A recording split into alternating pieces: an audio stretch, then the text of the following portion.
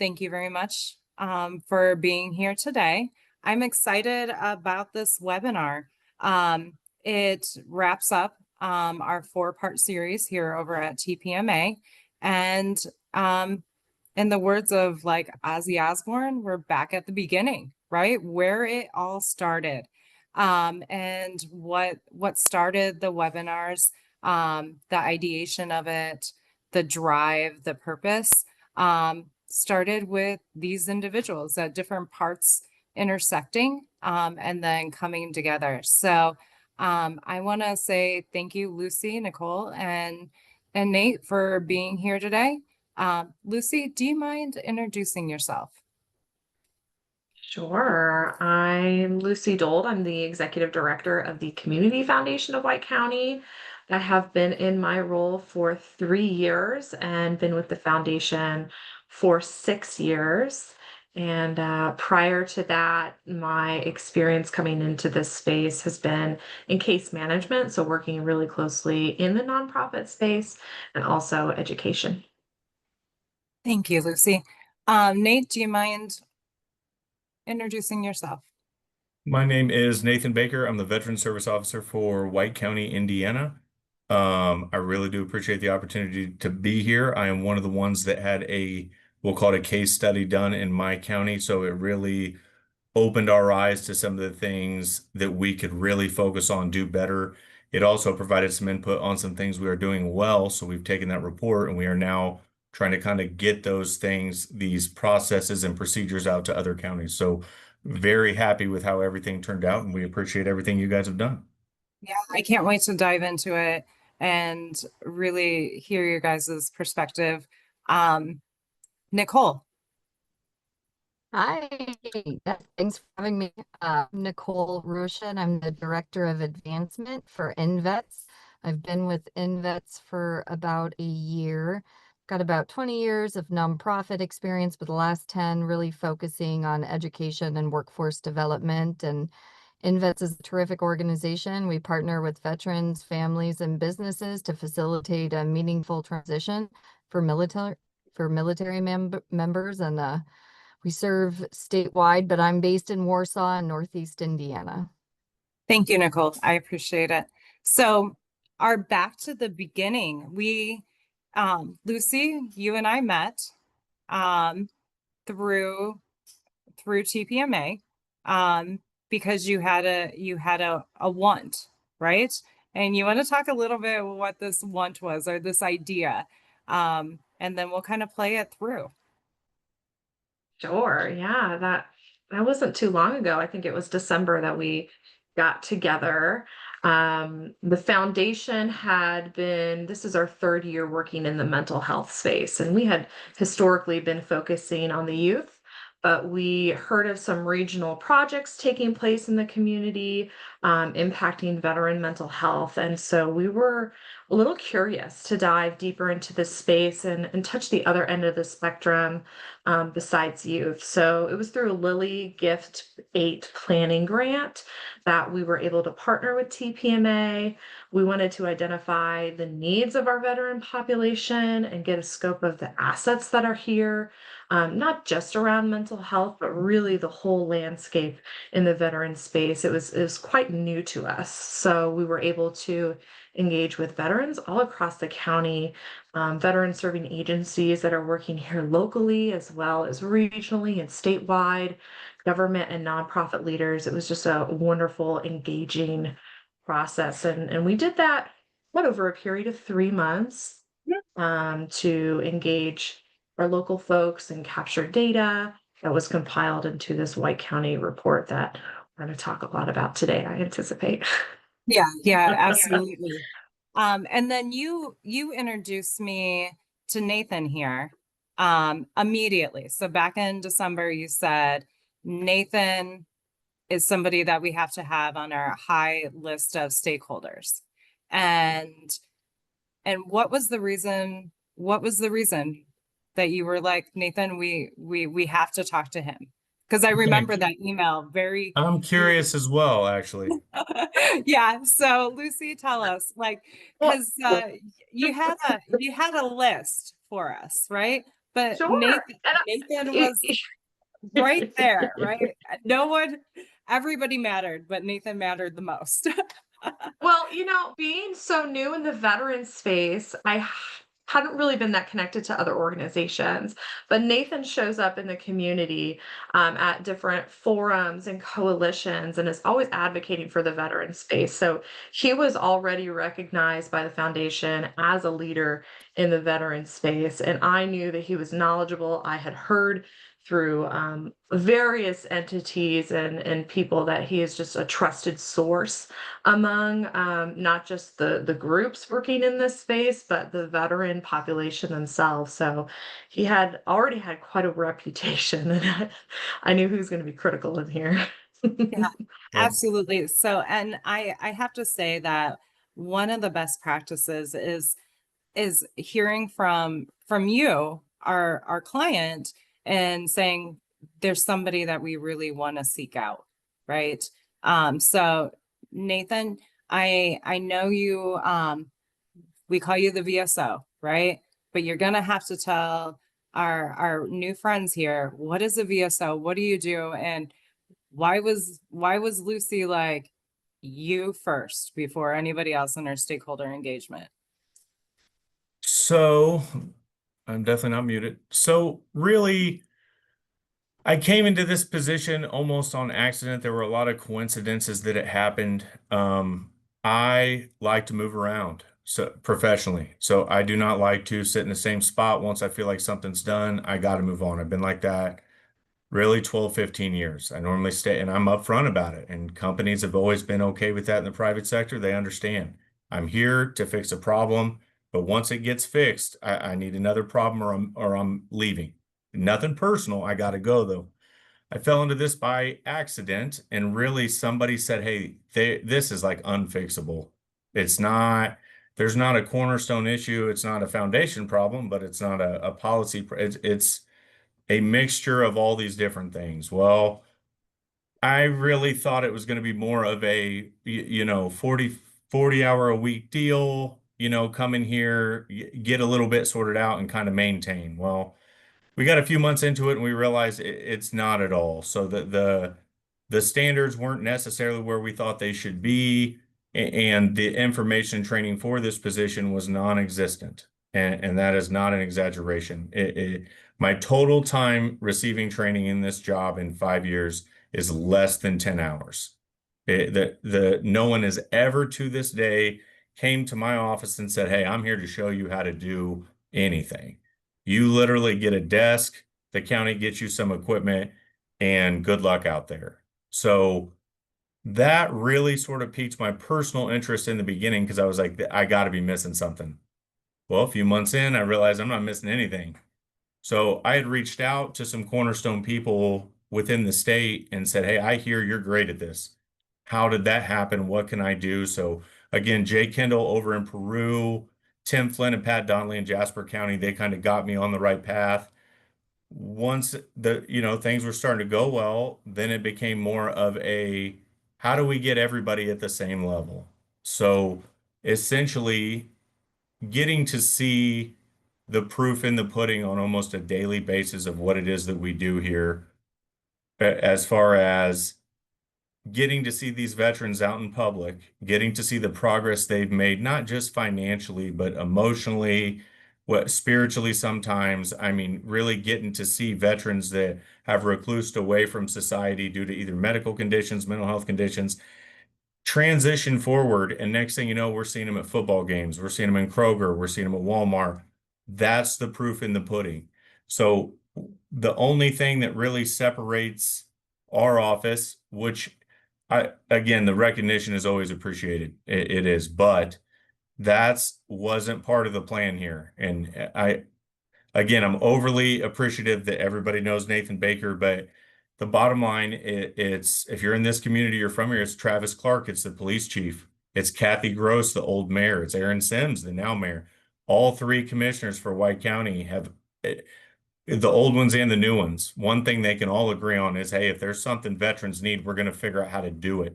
So a lot of paramedics, still to this day, paramedics have handed out more of my cards to veterans than I have.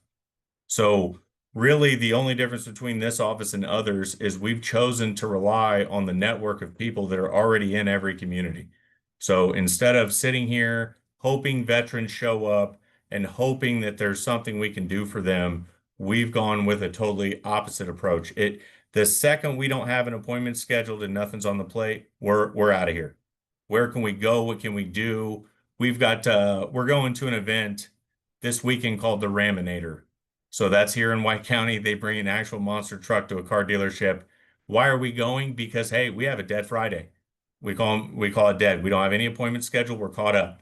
Okay, then now it's time to go out, see what we can find. But once the policies and procedures of the office were established, we started to notice that other people were noticing. Other people, the Lucy Doles of the world, the TPMA, they started to take notice. Well, then that led us to kind of go into why isn't everyone kind of doing this? Why aren't we focused on these things? And there's a million reasons why that this is not a standard for every county. And some of them are very justified. This job is difficult. A lot of people think that they deal in mental health. It's almost, and again, mental health professionals, I believe, have some of the hardest job maybe in existence. But for us, we're not trained professionals. That's not our area of expertise. So we kind of have to deal with it in the ways that we know how to deal with it. But at the same exact time, what we've done here as far as progress made, it all stems around getting the community involved, I guess, is the bottom, making sure people know we exist, making sure people know that they can call, having a process in place that includes the follow-up. We don't drop the ball here. And again, my partner and I, Jeff Wilborn, one of the biggest things that we have done consistently, it would not surprise me a bit if he pops that door open during this meeting and says, "Hey, did you remember to do this?" Yes, we wrote it down 3 times, and yes, we talked about it, but I didn't get an email from you confirming it was done. We have a process and procedure for the follow-up, the follow-through, the VA updates. That's what's led us to where we're at. And now, fortunately, we've helped get that Senate Bill 433 passed. We were big supporters of it. Again, and that was an unpopular opinion. Nobody wanted to hear about the great things that some accountability and some structure would do to veteran service officers. But that has turned into now we're working with the County Veteran Service Officers Association for the state to transform them into more of a safety net for VSOs into a training program for VSOs. And again, if the state and IDVA, to my understanding, they have a plan to do the same thing, and I respect that, but we are going to double down on that. So if for some reason the state takes a little longer than we think is appropriate, or if it's not where we think it should be, we're going to have our own. But again, standards, policies, procedures, holding ourselves accountable. We've done a lot of great things for White County, I can say confidently, and there's 100 people I could probably name that have been equally as passionate about this, both veterans and non-veterans, that have got us to where we're at. But what we do, veterans bring us issues, whether that's issues they're having with the VA as far as healthcare, whether that's issues they're having that they live someplace that's not adequate. It really, at this point, it doesn't even matter what you bring. You have an issue, you feel like it's unfair or unjustified, or you feel like it is justified, and you need help. The bottom line, we don't really care what it is at this point. 5 years in, we've got somebody to call, somebody out there that knows how to fix this problem. So, and again, when something new pops up that's unfamiliar, we're going to put a policy in place for that. We're going to reach out to those contacts. We're going to continue to build as time goes on. But at this point, we don't really like to put the job description for VSO anywhere because it's very specific. Our job descriptions here for Jeff and I have been updated within the county. We're here 7 days a week, 24 hours a day. There's somebody you can call. We went to a call at 1:30 a.m. this morning, and it was simply to talk to somebody about his options. So instead of that gentleman going to jail, we were able to just say, look, this is all we do. We have nothing else. Those are the type of things that we want to see spread out. Those are the type of practices and procedures we want to see in place. And we're hoping that things like this, working with InVets, TPMA, things of that nature, we're hoping that that's what gets at the attention and recognition it's going to take to see these standards for VSOs be a little bit higher. But overall, what we do, we just try to do the right things for veterans. I don't know. I want to clap. I want to clap because Nathan, this is exactly if I want to tell the audience this. This is Nathan every day, right? So when we were doing stakeholder engagement, this isn't a put on, this isn't this isn't just lip service for our webinar today.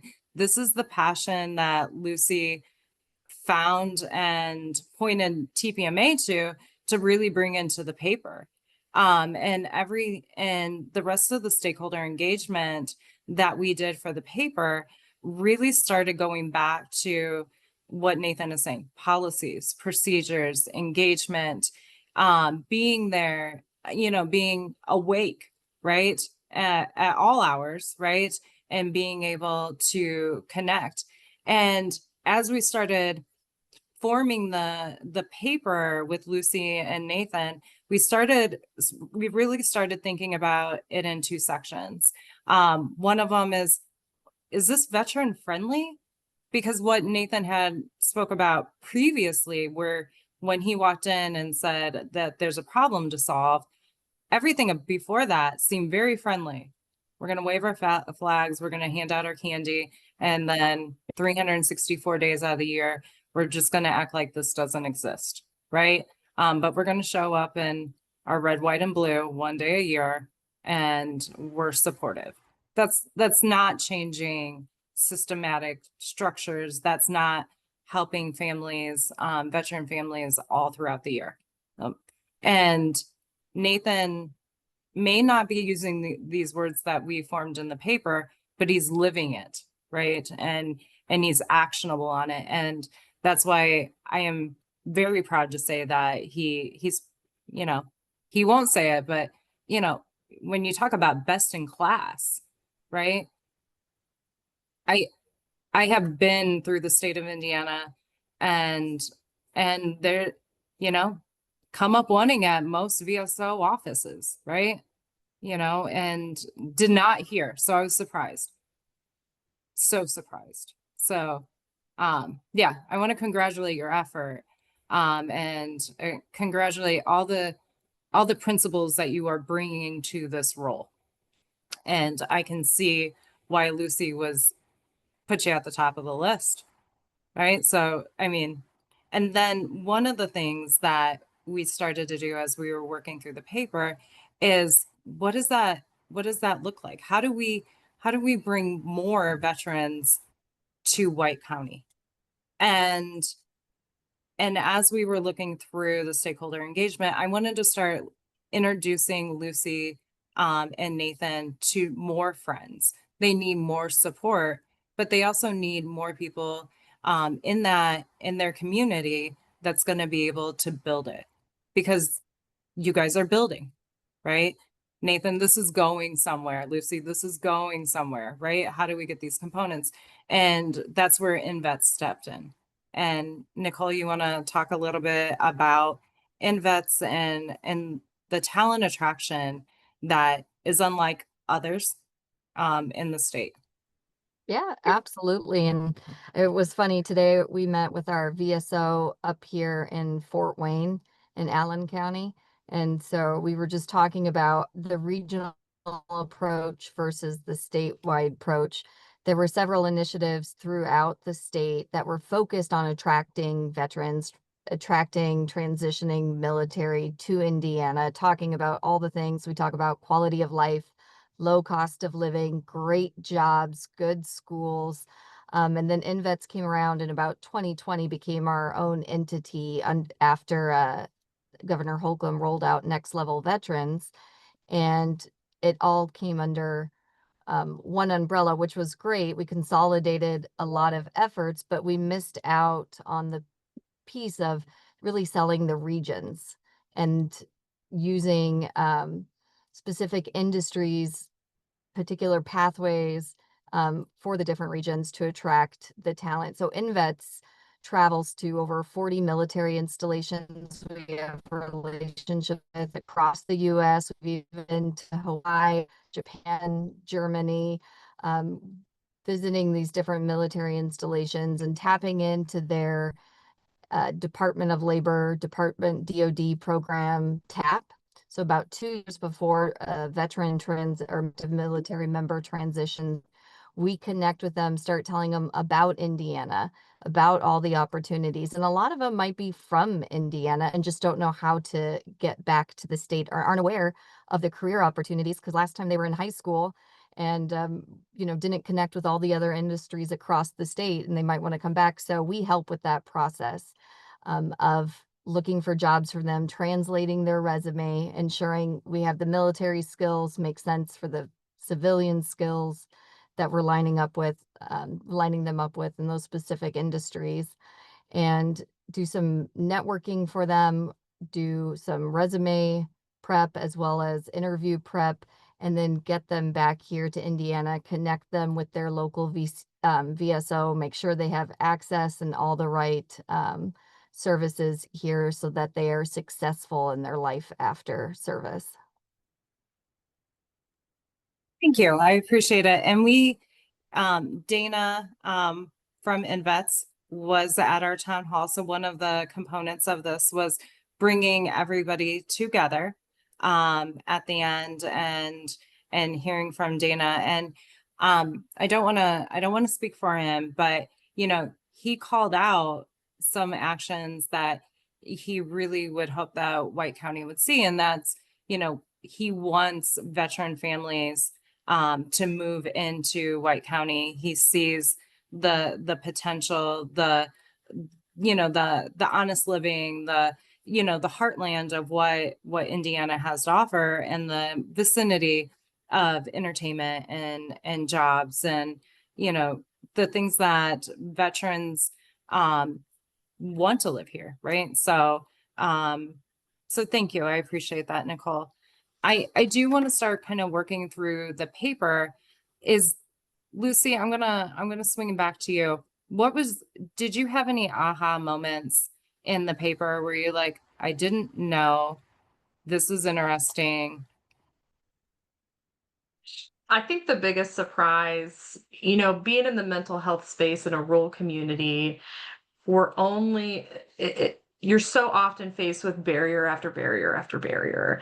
And so I really thought going through this paper and going through the whole process, it was just going to illuminate more gaps that needed to be filled. And it was so surprising to see so many assets. And that's really what came to the top was, wow, we have a lot of strengths here. Especially in Nathan. But, with the collaborative effort that's taking place in the community with a lot of these regional partners, it really was just highlighting all of the great assets that we can now nurture rather than so much of that daunting task of filling in these huge gaps. There are a lot of great things about Indiana, about White County. And that was so surprising because, again, in the mental health space, it's just doom and gloom, but really, really proud of what came to light. Yeah, I have to tell you, I didn't know much about White County other than Monticello, right? The lake, going to Indiana Beach, right? As a kid, and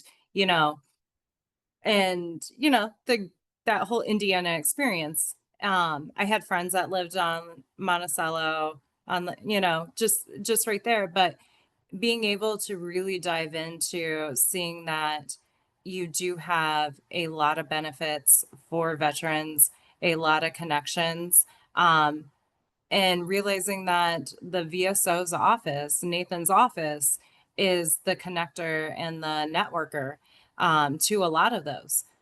He strengthens the strings to those. And I really want to say that I think that is a best practice. Like it needs to fill that bucket. Because the more he knows, then the more he is able to navigate and have those conversations. But he also brought, my surprise was that in that research that it brought that it brought the commissioners into it. It brought the mayor into it. It brought the paramedics into it, but the fire department into it, the police department and all of that, because that's not necessarily where I thought my research would go, right? I had a preconceived notion that we were going to go in this direction, right? We were going to go into food pantries and, down that, and why those are very relevant, right? It also took us into other places where we started making the connection that is where other veterans are. And veterans are serving other veterans in all of these other spaces. And they're showing up as leaders. So that was my aha moment. Nathan, was anything a surprise to you? Did TPMA surprise you at all in our paper? Sorry, I had to unmute. Yeah. So there were definitely a couple surprises. There were certain areas that I just did not feel that anyone kind of noticed. So again, and a lot of that has to do with the different mental health resources. Like I always felt like people didn't realize that this was here, that was here.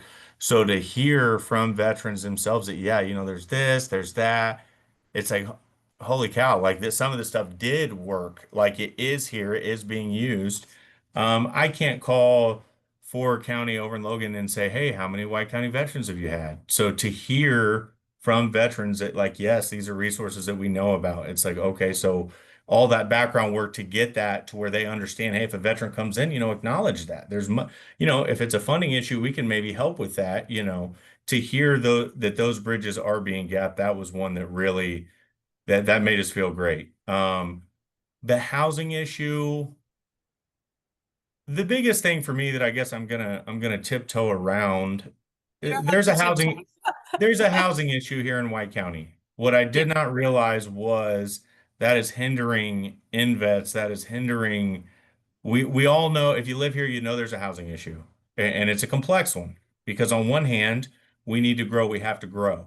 But on the other hand, this is a very sought after place to live in a lot of opinions. I mean, people like it here.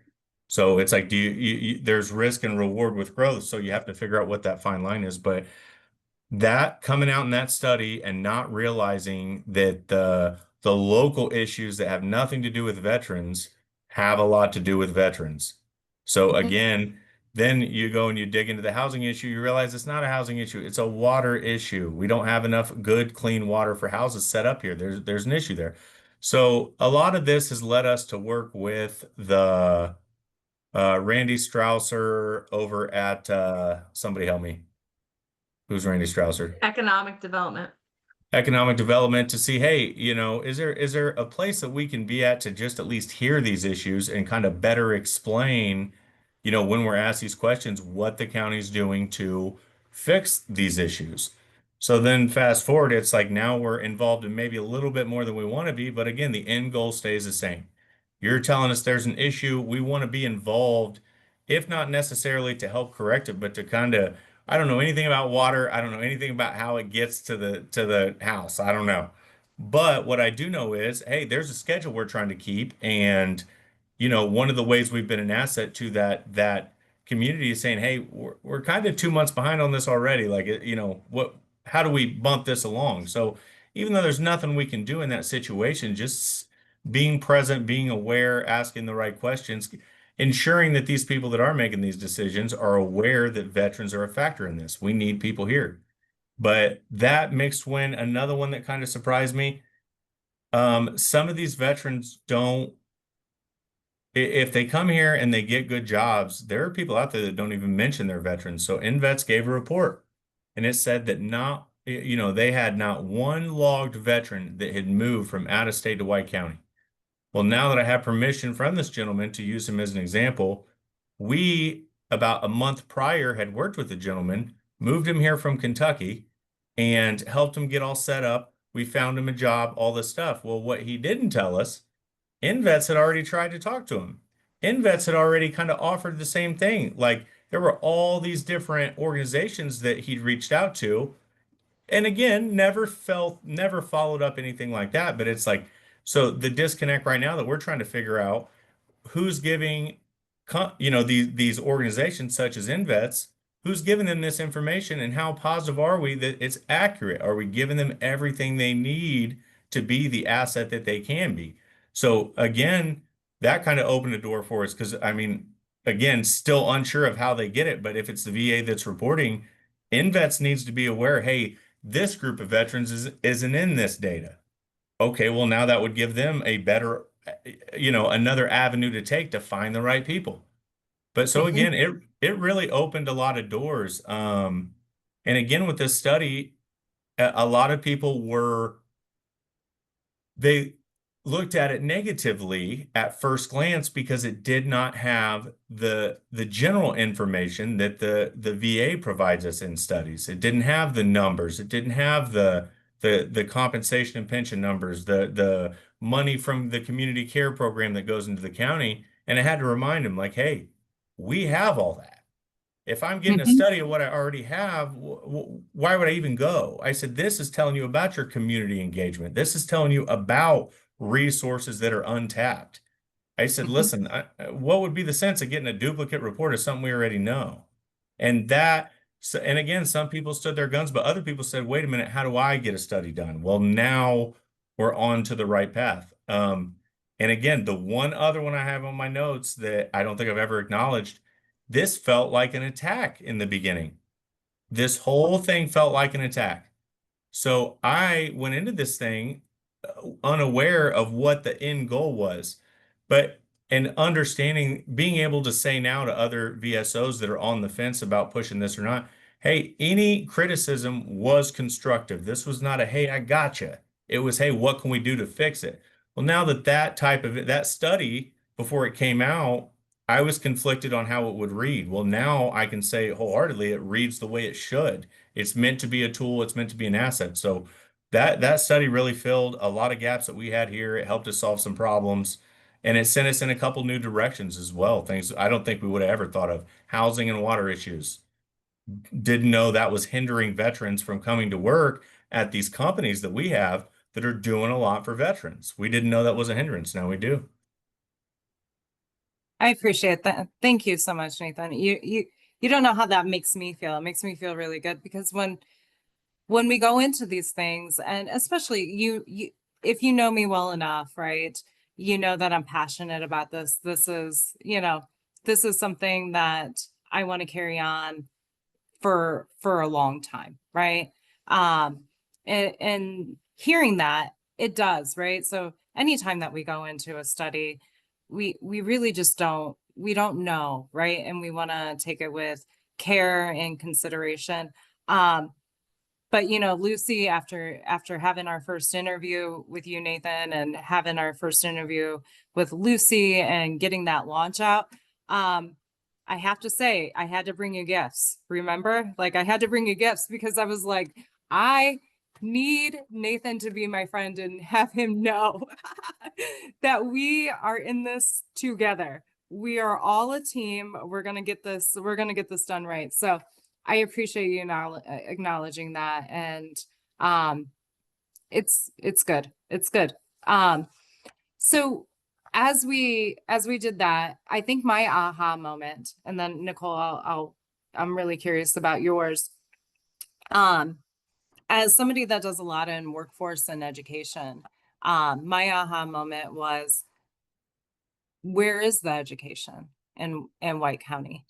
Um, and how are veterans really moving through that system? And it's it's not that great right now. So, and that is a concerning part that I would love to continue to, Lucy, like this is like a personal, you know, this became personal as somebody that is a former educator. And I'm talking about post-secondary education here, credentials, short-term credentials, 2 and 4 year degrees. This is a call out to my education friends that could be watching this. And if you hear me, White County definitely needs education providers to take them seriously because the veteran population, I would say this is equivalent to water being piped into the house. We have to have a skilled workforce in White County to continue the economic growth that is the mayor is pushing for, the county is pushing for. So here's my call out. If you are an education provider and you are either statewide or national, right? Or you are local, give Lucy or I or anybody on this webinar a call because there's a platform here, right? We were in when we did our 2 town halls, we did one with veterans and got to hear one-on-one and in a group of what their priorities were. They did talk about, the struggle of education, but they also talked about obviously the struggle of housing, but they also talked about how great it was, Nathan, connecting them to all the other resources. But we sat in a building that could possibly be, could be a great education space. So we will need that in the future. I think, Lucy, would you agree with that? Wholeheartedly. And Nicole, I want to hear your aha moment, but I also, as a lifelong learner, right? And as somebody that has pushed lifelong learning throughout the state in different ways, do you agree that education, that in the paper, we really need to come together on that? Absolutely. I think there were several aha moments. I really enjoyed the paper, and I think it's a great example for other counties, other regions. How do you get a conversation started and being veteran ready, right? What are the pieces we're missing from housing to childcare, and particularly in rural areas? And we're getting some excited conversations started, including the Northeast Indiana Regional Partnership in Northeast Indiana, one of our economic development groups that we work with. They used to have a regional program, Hoosier Home Base, that INVETS came under INVETS a couple of years ago. But additionally, they have a college and career council. We're looking at designing a 3-year program that builds specific pipelines of talent, really working with the INVETS will work on the recruitment piece. But then we need our local colleges and universities to be responsive in their credentialing, in particular for any credentials that our veterans may have from the military. How does that translate to the credentialing that our local colleges and universities have? And so how do we build programs that are accelerated for our veterans to get them into the workforce more quickly? How do we my things is I don't want to tap into their GI dollars, right? That can go to spouses, that can go to family. We have enough that are already working on their own programs and building those out. So let's tap into some of those. And yeah, we're excited in September to host a conversation, and it would be great to see one like that in the Northwest as well. And I think this paper could be the start of that conversation. I appreciate it, Nicole. I really do. What is there any other questions that the paper answered for you? Yeah, I think one of the highlights, having been in talent attraction in Indiana for about 8 years now, was looking at the veteran population in terms of, I think about only 20% were post 9/11 veterans. And so it was an age, which is telling the story for most rural areas, right? We have an aging workforce. As Governor told, silver tsunami becoming, right? So who is filling in those jobs? A lot of younger veterans and their families are going to more urban areas, but I think also sometimes the TAP programs are promoting more local employers. They're not promoting jobs in other locations that veterans might be interested in moving to those areas. And so it's like, that's why we have programs just to go in there and educate them about careers outside of those base areas to either boomerang them, bring them back to Indiana, to bring in more people into Indiana, because a lot of our clients, they bring families. So that's more children in the school system, right? That's growing the population in rural Indiana, because in White County and here in Northeast Indiana, we talk about it a lot as well. We used to have the Road to 1 Million campaign.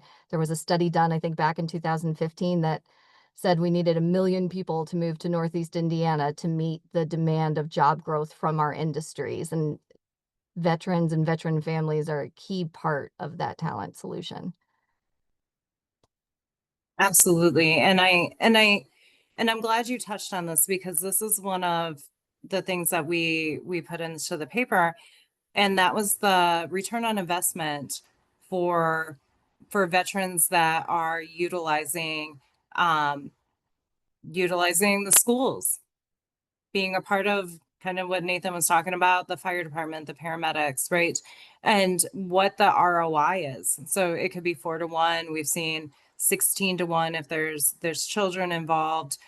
We also see the leadership that they bring to different boards, that they bring in, and also their sense of community is unlike any other, right? They're used to that brotherhood, that sisterhood, and they're bringing it into that community.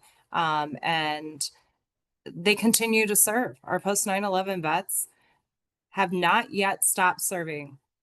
I don't, they are still serving. And as Yeah. much as we want to turn that around, I would say the majority, and I don't want to speak for everybody, but the majority of them are still trying to find ways to plug in, either the Boys and Girls Club or to the local YMCA, or even to the government, right? Our different, how can we sign up? What can we do? Yeah, I think it's 37%, or veterans are 37% more likely to volunteer, get civically engaged in their local communities, be homeowners. So that's why we need the housing, right? Yeah, we And do. then, yeah. So we have a few minutes left, and I want to make sure that if there's any questions I didn't ask, right? Or if there is something that you would like to discuss, I want to make sure that it is free reign. So, Lucy, I'm going to start with you. Is there anything that comes top of mind, like if I need to get this out, and I want to share? Well, I think the paper kind of gave us some ammo, to put pressure on our big our larger cities and regional partners who are trickling down to support White County. But how are you supporting your rural communities? Is it at the same level that you're serving your larger home base? Is it equitable? It was just great to have that data to put more pressure on leaders and to continue to do so. Um, Nathan, one of the things that you had mentioned when we first met, is that you would like a VA presence, right? In White I County? was gonna basically repeat the same exact thing Lucy said, except the VA. I mean, so again, I know Lucy over there makes like $3 million a year. VSOs in this state are underpaid, underpaid. So in any business, regardless of what the goals are, what you're making, what you're selling, you get what you pay for. There's a lot of VSOs out there who make less than they make $20,000, $30,000 a year. And I'm it's a sorry. full-time job, right? As sometimes full time, sometimes part time. The majority of them, they would like to be full time, but the state statute doesn't say it has to be a full time VSO. It just says your county has to have a VSO. So there are VSOs out there that work from their car. There are VSOs out there that don't have a computer, don't have an office. I mean, so again, on the VA side, on the state side, I'm happy. And please don't, if you cut out all my rambling earlier, but please leave this part in. IDVA right now is doing a lot to correct that issue. But I'm sorry, I will stop talking about it when the problem is solved. We can talk about all these solutions in the works. They're not here. They're not here. They're not present. Until they are, we're in the same boat we started in. VSOs are, and bear in mind you, I'm not talking about myself. I'm paid exactly where I should be paid. White County has the best commissioners in the state of Indiana. I have no doubt in my mind. I talked to 91 other VSOs that all work for commissioners. I've never heard some of the support from any county like we receive here. We have the right commissioners in place here. But again, they can't make the changes. When the average for a VSO is $40,000 a year, that's what you're going to get. And you make more than that doing almost any other thing. My question is, if we really want this problem to be solved as a state, even at the federal level, I mean, what type of people do we want to hire? You're not going to find too many people that have a slight understanding of laws and state statutes mixed in with a little bit of knowledge on medical codes and diagnosis mixed in with passion for $50,000, $40,000 a year. I mean, it makes me question the want of the problem to be fixed when we won't make the basic changes. But I would like to see exactly like Lucy said, I would like to see more VA engagement at the county level. And I would like to see more Indiana Department of Veterans Affairs engagement at the county level. So one of the mottos that Jeff has instilled in me before I got this job, it's substance over symbolism. I don't, again, if all you want is for us to come and wave and hang out with everybody, I'm sorry, we're not interested. And we've never been to an event of that nature. We have no patience for it. So you read about all the great things, you hear about all the great things. I'm down here. I'm ready to see them, and I'm ready to see the fruits of all the things we've heard about. And I'm really hoping to see that change here in the next 12 months. Absolutely. Absolutely. And Nathan, I am right there with you, and I'm awaiting that to come down, and, in good faith too, right? I think we're looking at curiosity and good-heartedness here, but I also have to interject. When I met your commissioners, one of your commissioners at the town hall, super protective of you. So they are standing up strong, right? And I remember some very hard questions coming my way at that town hall. So and I haven't seen that, right? I also want to say that I have sent you, I live here in the north part of the state. And I'm adding to your numbers because I meet veterans, right? That need services. And I feel a little responsible here because I'm sending them to you. I mean, just recently, I just sent somebody to you. Jeez, I'm If anyone on the county council's listening, she's lying. I am No. lying. No. No, and but I think what is happening, right?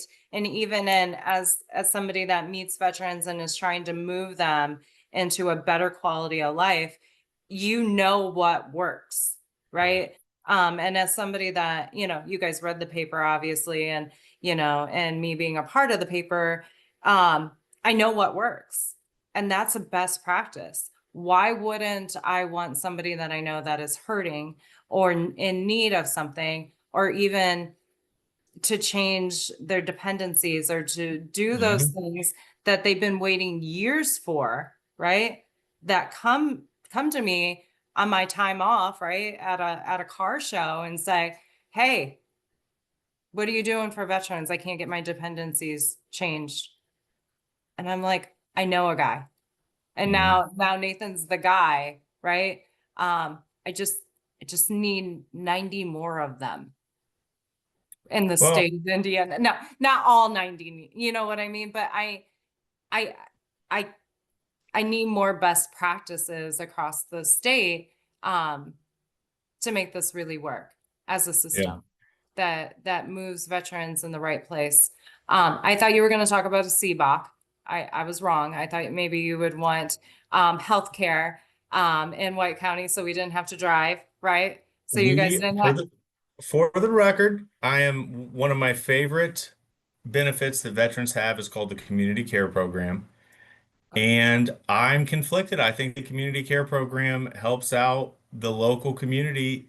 I don't want to say maybe equally as much, but the CBOC, as much as we would love to have one here, and again, if this is ever going to be played publicly, we want a CBOC in Monticello, Indiana, that focuses on mental health, that has its own mental health services. But we understand that there are communities out there that need that a little more than we do.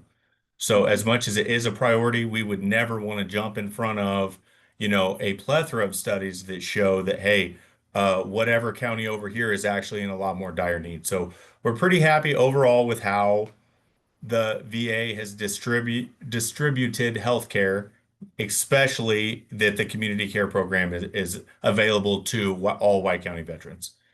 Perfect. Yeah, thank you. But I really did think you were going there because, Mhm. A lot of people do.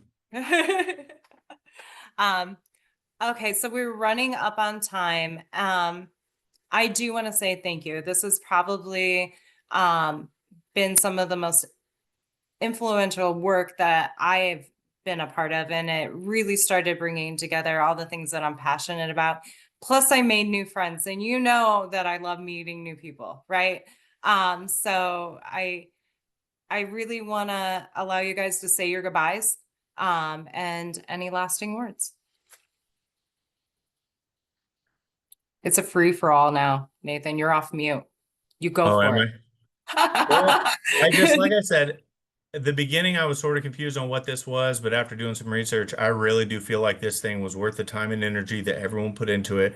I also like that, there were certain segments that, hey, we're here to listen to veterans, and I was politely told, keep your mouth shut. Like, we're here to hear them. We don't need you butting in. That's the way it should be done. If I'm in the room, if I'm standing up front, everyone's going to be careful. But again, giving those veterans locally the opportunity to expose potential issues, everything start to finish was handled the right way. I think the data shows a lot of data that we don't get as VSOs. So I think it really. All right. Thank you, Nathan. I appreciate it. And lasting words, Lucy, Nicole, either way. I'll let Lucy go last since this was her paper. I just no, this is a great example, and I think it shows how so many different partners can come together from VSOs, IDVAs, nonprofits like InVets that are invested in this space, having community foundations or funders have this data to drive the conversation, to drive the solutions, to collaborate effectively, utilize resources at a more regional level to make difference, because White County isn't the only one that would have this. There might be some different stats here and there, but ultimately this is something that all rural Indiana needs to look at. Thank you, Nicole. I appreciate it. Lucy, it is your paper, right? It was your wish. It was my board's wish, honestly. They're the drivers Love your here. board. I do too. We've been talking a lot about policy and collaboration and all these different partners. But I feel like so much magic took place just among the veterans when they were engaged just in their own town hall. You could tell that they were thirsty to have this kind of environment where they could freely talk about their concerns, how they navigate the system, how difficult the system is to navigate. So it was really, really wonderful. You could tell that they wanted a platform. The community that they share among each other is just fabulous. And so being able to take their words and weave it into all the data, all the collaboration was just magic. So really grateful to be a part of this.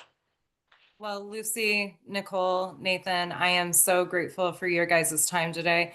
Thank you, Lucy, for allowing me and picking TPMA to do this. It was excitement from the beginning, and it's still here, and we're still, and I feel like I made lifelong friends.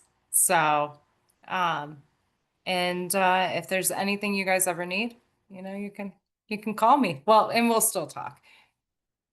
If the audience is still with us at this point, just know we still talk all the time. All the time. We got big plans. We got big plans. So just be prepared. By this time next year, there's bigger stuff happening. We'll be right back here again talking about all the good things that we did together. So, all right. Thank you.